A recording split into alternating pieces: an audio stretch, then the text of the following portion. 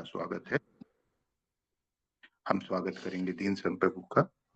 दीन स्वयं प्रभु, आपका बहुत बहुत स्वागत है।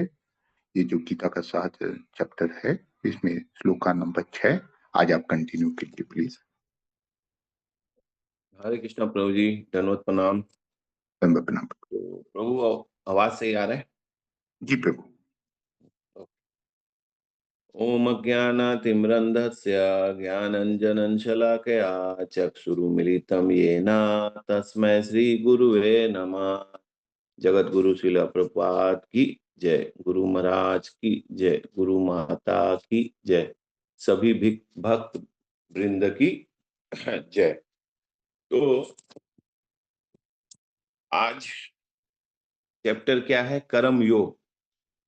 तो भगवान इधर क्या बोल रहे हैं? कर्म करने के लिए, और अर्जुन अपने कर्म से विमुख हो रहा है। तो चलिए देखते हैं भगवान अर्जुन को क्या बता रहे हैं। तो ओम नमो भगवते वासुदेवाय, ओम नमो भगवते वासुदेवाय, ओम नमो भगवते वासुदेवाय। श्रीमद् भागवत गीता यथारूप, अध्याय 3, श्लोका नंबर 6। तो श्लोका पढ़ते हैं। कर्मे इंद्रियाणि संयम्य य आस्ते मनसा स्मरन् इंद्रिया आर्थ विमूढ़ात्मा मिथ्याचार स उच्यते। कर्मे इंद्रियाणि संयम्य य आस्ते मनसा स्मरन् इंद्रिया आर्थन विमूढ़ आत्मा मिथ्याचार स उच्यते। तो अनुवाद पढ़ते हैं। जो कर्मेंद्रिया को वश में तो करता है, किंतु जिसका मन इंद्रिय विषयों का चिंतन करता रहता है, वो निश्चित रूप से स्वयं को धोखा देता है और मिथ्याचारी कहलाता है। तो छोटा सा है तात्पर्य श्रील प्रभुपाद द्वारा, इसको भी एक बार पढ़ लेते हैं। तो ऐसे अनेक मिथ्याचारी व्यक्ति होते हैं जो कृष्णा भावनामृत में कार्य तो नहीं करते, किंतु ध्यान का दिखावा करते हैं, जबकि वास्तव में वो मन के इंद्रिय भोग का चिंतन करते रहते हैं। ऐसे लोग अपने अबोध शिष्यों को बहकाने के लिए शुष्क दर्शन के विषय में भी व्याख्यान दे सकते हैं, किंतु इस श्लोक के अनुसार वो सबसे बड़े धूर्त हैं। इंद्रिय सुख के लिए किसी भी आश्रम में रहकर कर्म किया जा सकता है, किंतु यदि उस विशिष्ट पद का उपयोग विधि विधानों के पालन से किया जाए तो व्यक्ति को आत्मा शुद्धि हो सकती है। किंतु जो अपने को योगी बताते हुए इंद्रिय तृप्ति के विषय की खोज में लगा रहता है, वो सबसे बड़ा धूर्त है। भले ही वो कभी कभी दर्शन का उपदेश क्यों न दे, उसका ज्ञान व्यर्थ है, क्योंकि ऐसे पापी पुरुष के ज्ञान के सारा फल भगवान की माया द्वारा हल लिए जाते हैं। ऐसे धूर्त कि चित्त सदैव अशुद्ध रहता है, अतएव उसे योगिक ध्यान का कोई अर्थ नहीं होता है। तो जो लोग अपने कर्म इंद्रिय में लगा है, मन को वश में तो करता है, पर जिसका मन इंद्रिय विषयों का चिंतन करता रहता है, वो निश्चित रूप से स्वयं को धोखा देता है। मिथ्याचार स उच्यते, लास्ट में है देख श्लोका में। मिथ्याचार स उच्यते मतलब शरीर जो सदाचार में लगा है, जैसे योगी दिखाते हैं ना कि शरीर एकदम सदाचार सदा भक्ति में लगा हुआ है, पर मतलब शरीर जो सदाचार में लगा है लेकिन मन दुराचार में लगा है, उसे मिथ्याचार कहा जाता है। तो मिथ्याचार क्या है? मिथ्या का मतलब झूठा, मिथ्या का मतलब हुआ झूठा, और चारी जिसका आचरण झूठा है। तो मिथ्याचारी जो झूठा आचरण करता है। तो एग्जाम्पल के तौर पे अपने देख सकते हैं, अपने देखे होंगे बगुला। बगुला जो एक वो होता है, बर्ड होता है, बड़ा बर्ड होता है, उसका ना जो मुंह होता है वो एकदम एकदम चोंच टाइप का होता है, निडल टाइप का लंबा मुंह होता है। तो ये आपको ना ज्यादा दिखेगा नदी के किनारे या किसी झील के किनारे। वो करता क्या है? वो नदी के किनारे या झील के किनारे में जाके थोड़ा पानी के अंदर जाता है, जाके खड़ा हो जाता है। तो कैसे वो खड़ा होता है? वो क्या करता है, एक अपना पैर ना जल से, पानी से ना उठा लेता है और उठा के ना एकदम ध्यान में, आपको ऐसा लगेगा कि वो चुपचाप एकदम ध्यान में खड़ा है, जैसा कोई योगी आसन कर रहा हो और ध्यान में मगन हो जाता है।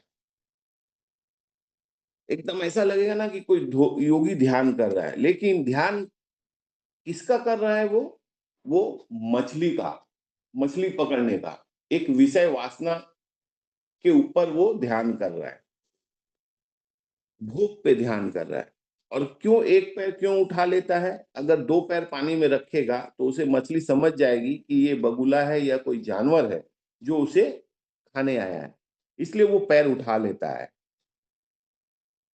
तो मछली क्या समझती है कि कोई पेड़ होगा, एक पैर है भाई, तो कोई पेड़ होगा या कोई शाखा होगी या पौधा, नया पौधा निकला होगा।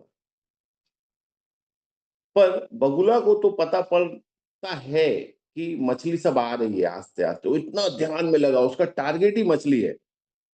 एक विषय वासना उसका टारगेट है, ध्यान में है, पर उसका विषय वासना है क्या, उसे मछली पकड़ना है। तो छोटी मछली आती है, उसके पैर के सामने घुटती है, पर वो उसको नहीं पकड़ता है, क्योंकि उसका जो इच्छा है वो एक बड़ा मछली पकड़ने का है। तो फिर थोड़ी और बड़ी मछली आती है, वो उसे भी छोड़ देता है। इसका ध्यान कहाँ है? मछली पे, भगवान पे नहीं कर रहा है वो ध्यान, वो मछली पे ध्यान कर रहा है। किस पे ध्यान कर रहा है? भोग पे ध्यान कर रहा है, इंद्रिय तृप्ति पे ध्यान कर रहा है, इंद्रिय के विषय पे ध्यान कर रहा है। उसका ध्यान भगवान पे नहीं है, एक विषय वासना में है। और जैसे ही बड़ी मछली आती है, वो अपना सर पानी में एकदम स्पीड में अंदर डालता है और वो चोंच पे मछली को पकड़ लेता है और आ जाता है। तो ये क्या है? मिथ्याचारी है। ये एग्जाम्पल के तौर में मिथ्याचारी है, पर बुगला बगुला का स्वभाव है अपना पेट भरना, तो वो मछली खा रहा है, पर एग्जाम्पल के हिसाब से ये मिथ्याचारी है। कैसे मिथ्याचारी है? तो ऐसे तथाकथित जो साधु हैं, अपने आप को भक्त बताते हैं, पर साधु होते नहीं हैं, वो बगुले जैसा होते हैं, जो बाहर से रूप ले लेते हैं वैरागी का, वैरागी वस्त्र पहने हुए होते हैं, लेकिन अंदर से वो भोग, विषय वासना के बारे में सोच रहा है और एकदम अलग अलग इंद्रिय तृप्ति के सामग्री में लगा हुआ है। उसको मिथ्याचारी कहते हैं। वो कोई भी सेवा नहीं करेगा, वो कोई भी मेहनत नहीं करेगा भगवान के लिए। तो अर्जुन भी वैसा ही कह रहा है कि नहीं नहीं, ज्ञान ज्ञान ज्यादा अच्छा है, ये सब कर्म क्यों करना, ये कर्म करके क्या होगा, इतने जन मर जाएंगे। तो भगवान यहाँ बोल रहे हैं, अर्जुन मिथ्याचारी मत बनो, अपनी ड्यूटी करो। तो हमें क्या करना है? अपना ड्यूटी करना है और अपने हृदय को शुद्ध करना है। तो जब ऐसा कोई कथावाचक कथा करेगा या कोई कुछ श्लोका में अगर डिस्कशन करेगा, तो जो सुनने वाले में से कोई प्रश्न पूछ सकते हैं कि ऐसा साधक है, माने जो साधक कौन है? जो साधना करता है। तो नए नए साधक बने हैं, नए नए साधना भक्ति में लगे हैं, हमारा भी तो मन विषय वासना भोग में लगा हुआ है, हम भी तो पूरी तरह से विरक्त नहीं है, हम तो विरक्त नहीं हुए हैं। तो क्या हम तो शुद्ध भक्त नहीं है? तो क्या हम मिथ्याचारी हैं?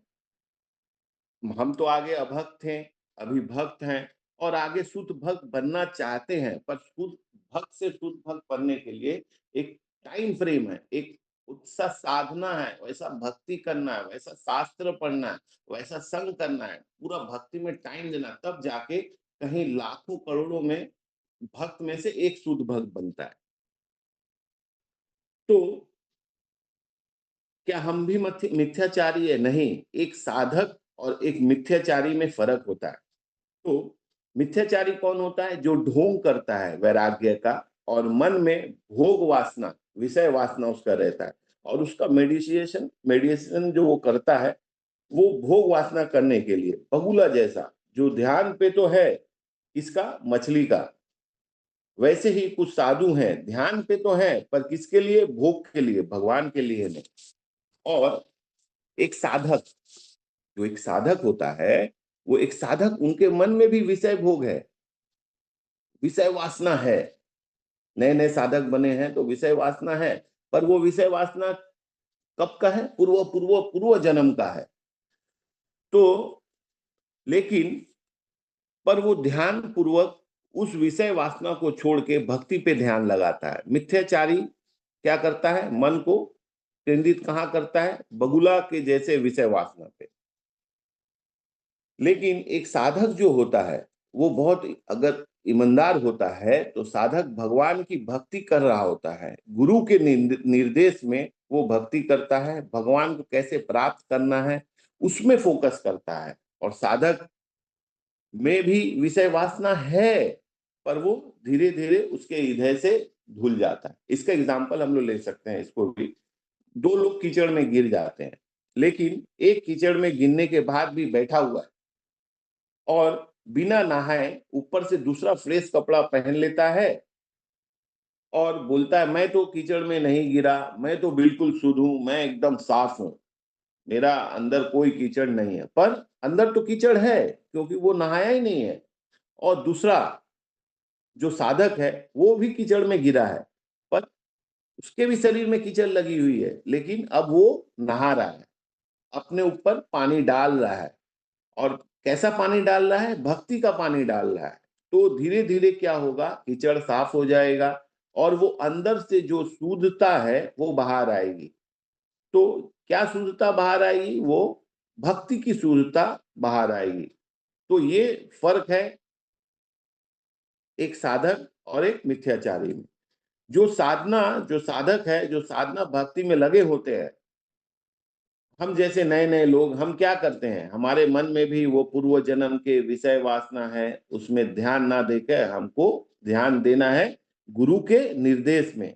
हमें भक्ति में ध्यान देना है, भक्ति के कर्मों में, भक्ति के क्रियाओं में हमें लगना है। उससे हमारा हृदय शुद्ध होगा और विषय वासना धीरे धीरे खत्म होगा। ये है साधक जो मिथ्याचारी से अलग है। भगवान यहाँ बोल रहे हैं मिथ्याचारी नहीं बनना है। हमें हम जो हैं, अब हैं, अब संसार में रह रहे हैं, कितने जन्मों से रह रहे हैं, तो हमारे ऊपर भी विषय वासना का प्रकोप है, पर हम ढोंग नहीं कर रहे हैं, हम प्रयास कर रहे हैं शुद्ध होने का। तो भगवान अर्जुन से कह रहे हैं कि ऐसा मिथ्याचारी मत बनो, मत बोलो कि युद्ध नहीं करना है, अपना सेवा नहीं करोगे, सेवा करो। भगवान स्वयं कह रहे हैं। अर्जुन क्या है? क्षत्रिय है। क्षत्रिय का क्या काम है? युद्ध करना, प्रजा की रक्षा करना, धर्म के लिए लड़ना। यह एक क्षत्रिय का स्वभाव है, ये क्षत्रिय का कार्य है। पर अर्जुन क्या बोल रहा है? मैं लड़ूंगा नहीं। वो अपने क्षत्रिय धर्म से विमुख हो रहा है और बोल रहा है मैं सन्यासी बन जाऊंगा, मैं भिक्षा मांगूंगा, भिक्षा मांग के मैं जीवन जापन करूंगा। तो भगवान अर्जुन को बता रहे हैं कि तुम सन्यासी नहीं बन सकते, सन्यासी क्षत्रिय नहीं बन सकता। एक सन्यासी कभी क्षत्रिय नहीं बन सकता है और एक क्षत्रिय कभी सन्यासी नहीं बन सकता है, क्योंकि उसका वो स्वभाव ही नहीं है। अगर क्षत्रिय सन्यासी बन जाएगा, हो सकता है वो बोल रहा है अर्जुन की मैं भिक्षा मांग के अपना जीवन यापन करूंगा, पर जब भी वो भिक्षा मांगेगा, पर उसका माइंड में क्या रहेगा कि हम एक राजा थे, हम मेरा स्वभाव है लड़ना, मैं ये क्या कर रहा हूं। तो उसमें वो ध्यान नहीं दे सकेगा एक सन्यासी में। और एक सन्यासी अगर क्षत्रिय बनेगा तो वो सकेगा ही नहीं कि हमें तलवार उठाना है, किसी को मारना है, वो मार ही नहीं पाएगा। क्यों? उसका स्वभाव नहीं है, उसका जो गुण है वो एकदम माने शांत गुण है, शांत स्वभाव के हैं। सन्यासी क्या होते हैं? एकदम शांत स्वभाव के, वो किसी को मार नहीं सकते। और एक क्षत्रिय किसी को भी मार सकता है अगर वो अधर्म करता है, अधर्म में रहता है। तो अर्जुन को कर्म करना चाहिए, युद्ध करना चाहिए और युद्ध छोड़ के मिथ्याचारी नहीं बनना चाहिए। तो भगवान अर्जुन को समझा रहे हैं कि तुम मिथ्याचारी मत बनो। हरे कृष्णा प्रभु जी, धन्यवाद, प्रणाम। आज इतना ही। हरी हरी बोल प्रभु। बहुत बहुत सुंदर तरीके से आपने एक्सप्लेन किया। और ये दोनों दोनों एग्जाम्पल दिया आपने, बगुला वाला और दो आदमी जो कीचड़ में गिर जाते हैं।